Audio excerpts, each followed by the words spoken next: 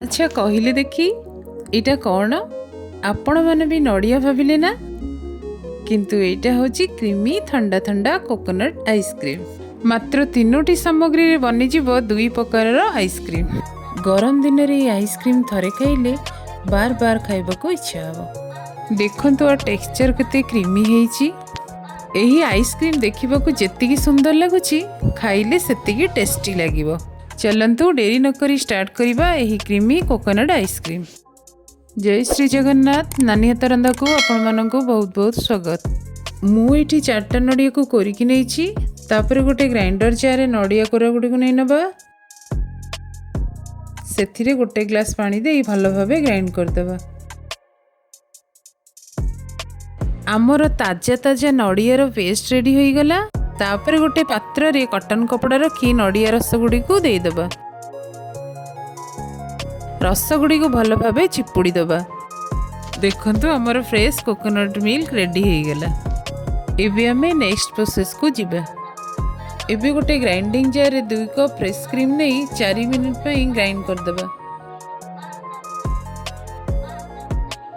Grind हेबा परे गोटे कप कंडेंस मिल्क देई पुणी गोटे मिनिट पई ग्राइंड कर दबा। गोटे मिनिट परे सेथिरे कोकोनट मिल्क देई पुणी 2 मिनिट पई ग्राइंड कर दबा।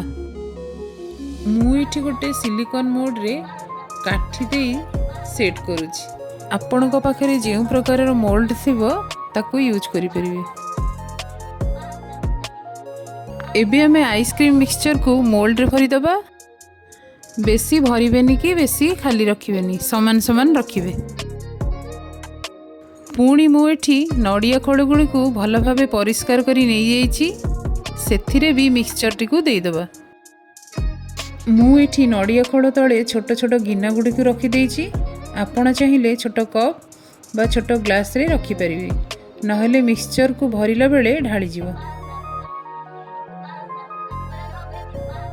देखंतु मु सबु नड़िया खोड़ रे मिक्सचर गुडा को भरी देइछि।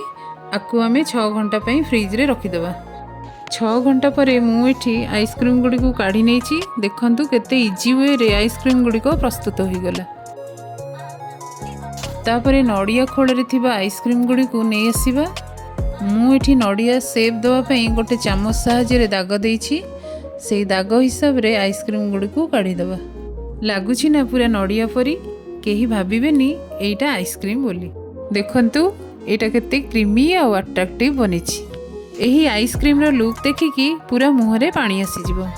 पिला माने भी बहुत खुशी रे खाइबे। यार लुक और टेस्ट मार्केट भी टेस्टी। देखंतु लागुछि ना पूरा मार्केट भली क्रीमी क्रीमी।